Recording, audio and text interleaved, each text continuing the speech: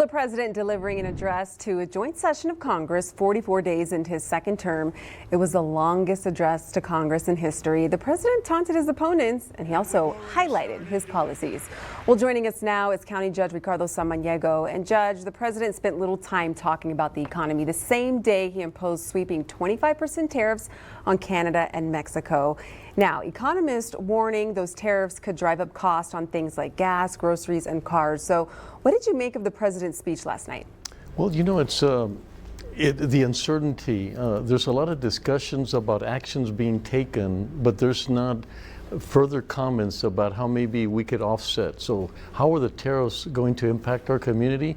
Because we're a border community, it has a bigger impact because it has collateral impact. And not only the tariff that drives maybe prices up, but we're crossing individuals, we're crossing, there's a lot of commerce that's coming through, which means they buy gasoline.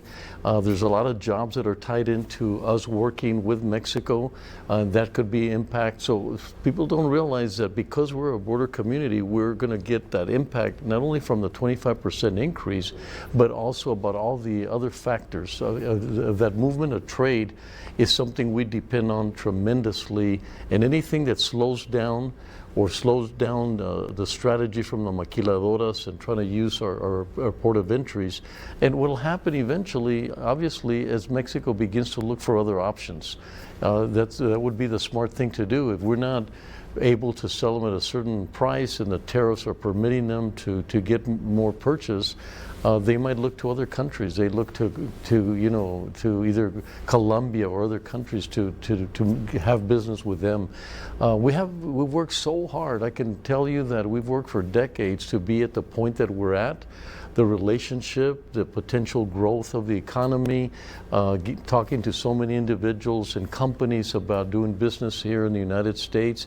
And now that sort of has been paralyzed because you can't continue discussions about the economy and about business if there's uncertainty.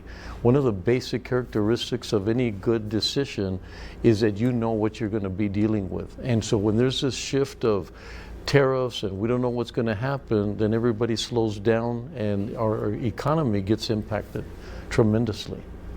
How can we prepare for this, or is it even possible for us to prepare for this? Well, we prepare simply by making our own adjustments. Obviously the discussion about voting for this administration had a lot to do with bringing prices down. Eggs were going to go down, and so people started sort of slacking a little bit, thinking, well, things are going to get better, our quality of life is going to get better, but now we realize that that's not the case. So I think just not, making your own decisions on what you have to do based on your own knowledge, because if you're waiting for more information, I think that makes it really difficult for us to be successful in our own quality of life. We have to depend on information.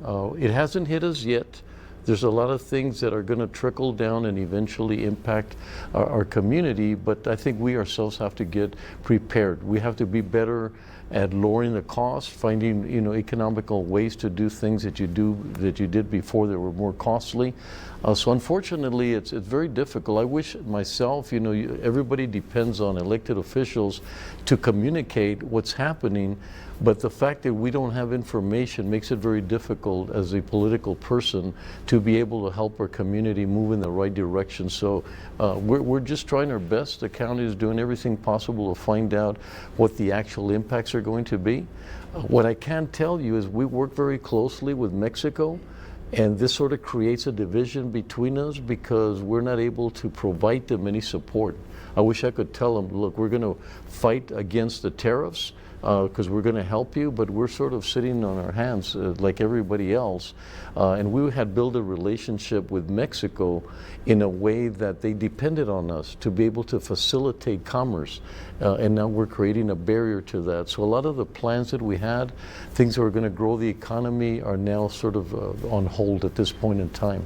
Now we want to touch on the measles outbreak. According to ABC News, in his first public comments on the measles outbreak hitting West Texas and New Mexico, Health and Human Services Secretary Robert F. Kennedy Jr. said his department was monitoring the situation daily, but called it not unusual. Now, some experts are questioning that statement. What do you make of that statement of him saying not unusual? Well, as a community, we have to see how it can impact us. And you know, there's a lot of, it happened with the Mennonites. And that's where the outbreak started. We have a lot of interactions with Mennonites. There's a Mennonite community here in El Paso, and we have a lot of interaction between Juarez. Our numbers are very well. The number of vaccinations are really high, so I feel very good about that. But you also have in Juarez, we interact tremendously with each other, and their numbers and vaccinations are very low. So the outbreak could happen between travel, as you remember during the pandemic, the travel part of it, that's when we started getting hit, people traveling to California, coming back to El Paso. So there's a lot of interactions between where there's a measles outbreak and ourselves. So we have to be very concerned that we continue. The numbers are clear, the science is there, vaccination is extremely important.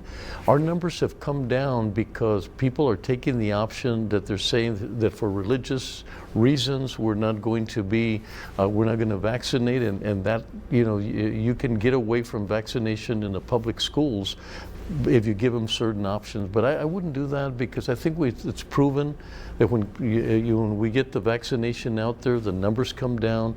We're safer. When you don't vaccinate, the numbers are going to come up. So very concerned about the interaction between where the outbreak is, ourselves, and then obviously the numbers of vaccination are lower in Juarez, which that could create an issue for us. So I think we're very good. We worked with the pandemic. We did very well. We were able to reduce the numbers of cases and the number of deaths as soon as we learned how to work with this. So very prepared, talking to the health department. We're in communication with the Texas health departments, trying to figure out if there's any indication. And the best thing we could do, as soon as we see any inclination towards an outbreak, the quicker we address it, the less likely it'll impact the rest of the community. So still very concerned about the numbers of vaccination on the Juarez side, but we'll be working to have great relationships with the mayor, and we'll be working with each other to make sure that we promote the idea that vaccinations are very important.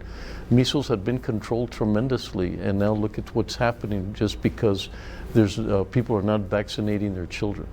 County Judge, thank you so much for your time today. Well, thank you, Nicole. As always, it's a